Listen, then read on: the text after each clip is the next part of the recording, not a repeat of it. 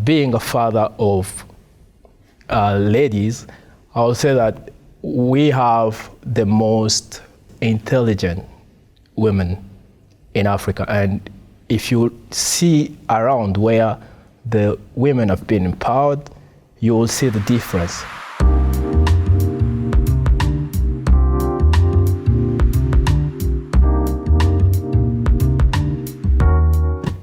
I have many names. I'm known as Samba Amani Maurice. Those are my official names. But when I want to sound cool, I say I'm called Ralph. So I grew up in different cities.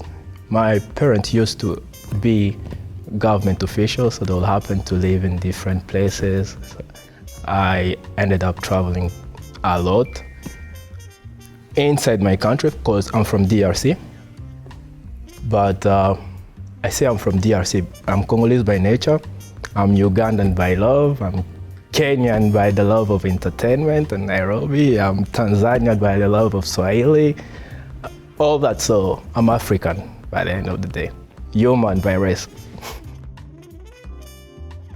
Congo is about diversity. You're talking about more than 300 tribes. You're talking about more than 300 languages, cultures, food, clothing and all that. So the picture that people have of Congo is just a tiny part. You're talking of Kinshasa, which is a vibrant city with about 12 million and more as a population. And then you're talking about a diversity in language, you're talking about a talent. Music is not just what Congo does. Congo has a lot of intellectual, has a lot. It's one of the countries where everyone went to school. And then the story that we have of Congo from the media, I believe, is a story that is told from a different perspective. Because if you have the story from Congo, from someone who lives in Congo, he will tell you that it's a place where everyone is always smiling despite the story we have around. That's why you have the music. If you see the music, you won't think that people have the trouble they have, but everyone will always be smiling. So that's the story of Congo.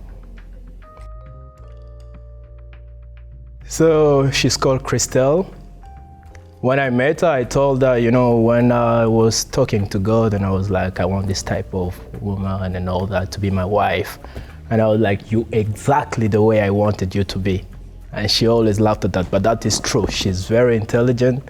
She's one of the ladies who are integrity. She's actually the opposite of me, which is actually the attraction, the reason for the attraction. About the other women in my life, there's Chloe. When I named her, my wife told me that she was pregnant, and in the next second, I was like, I want her to be called Chloe.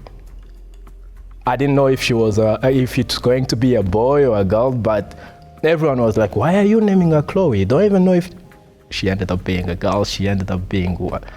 Very, very intelligent lady, and I love her so much. I got another daughter 2 days ago, and she's called Roxanne. This one, I can tell the way she holds my finger and all that. So I call myself the father of girls because those are my women. The other woman in my life is my mom. She's called Elodie. This lady got me when she was still young, but she believed in me, in everything she did, and she was like, I know you'll be someone powerful. I don't mean I'm powerful, but I know she didn't go wrong. My father, the very funny thing about my father is that I only happened to discover that he was not my biological father when I was in my 20s. So if someone who is not your biological father can be able not to show that for that period, especially in our African tradition, you'll know what kind of value it goes with. So this is one guy who is very humble. He's a guy who helped us to appreciate education. I remember some time back in 2001, we were living in a town called Goma. And if you heard the news, there was a volcanic eruption. In that event, we lost everything because our house was burnt and everything. But the only thing that it did when we were running is to take all his document, like a certificate and everything. And it was like, this is money. We ended up recovering from that because we settled somewhere else. He got a job and we built life again and all that. So, and from that, we used to see it throughout his life because he would sacrifice anything for us to get the education we needed to do. Not saying that, you only need education to make it in life, but knowing that that's a basic. And that's the thing that I really appreciate about him. Yeah. If we look at the story of Africa now, if we look at the story at the back on how African families were built, it's only recently that we have all these, I would call them integrity, one woman, one wife. But if you look at all our parents, most of them had 2 women and all that, a big family and everything.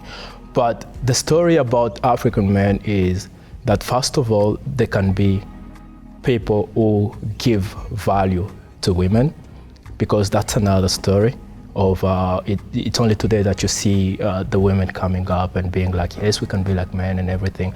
But being a father of ladies, I would say that we have the most intelligent women in Africa. And if you see around where the women have been empowered, you will see the difference. I'm not saying this just to praise the women in my life, but you will see that if you look at the Rwandan story where they tell you most of parliament is made of women, you can see the difference that you spot when you get to Kigali. If you look at, I'm part of a club that's called Toastmaster, of course. But if you look at that, the way it has grown and all the achievement has been pushed by the women. That integrity side of women is something that we need as Africa. Not to say that the men have failed us, but look around with all the story we have, very few you'll see a point where you had a woman and it moved it. So that's my view of that. The last 5 years, I tried to focus my reading on Africa. This means reading the story of Congo, my country, reading the story of different countries, and trying to understand especially all these different crises that we have in Africa. And I believe one of the biggest misconceptions about Africa is that we tend to look at it as different countries.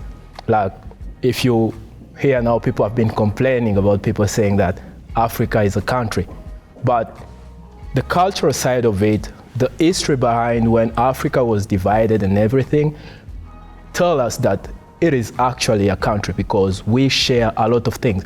If you speak Swahili now, you will see that there are some other words that are in other language. One of my language, Lingala, you will see that there are some words that are in Luganda. So this is a way of showing you that we share a lot of things.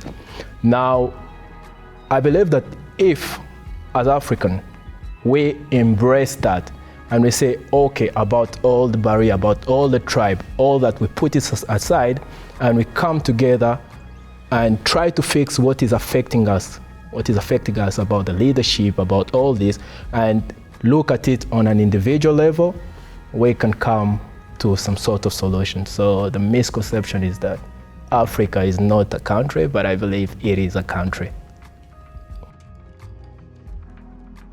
So the main thing that I would want to communicate about the book will be to tell our story from our own perspective.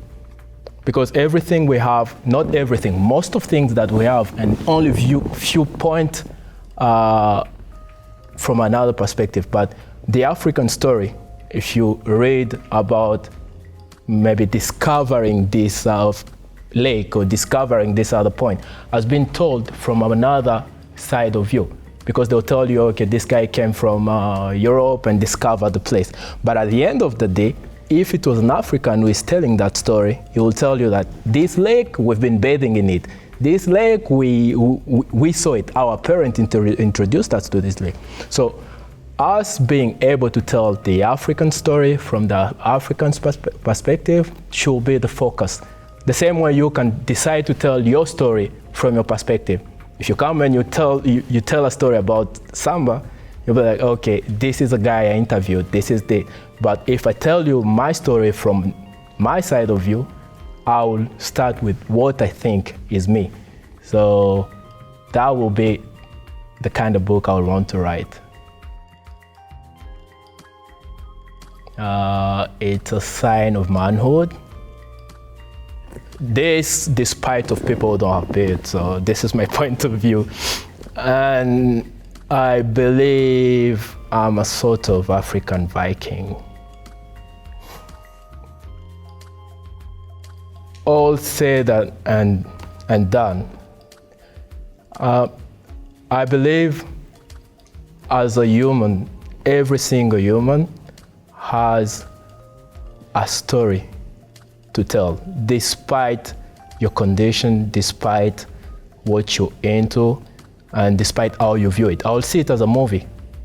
You know, you have drama, you have action movie and all that.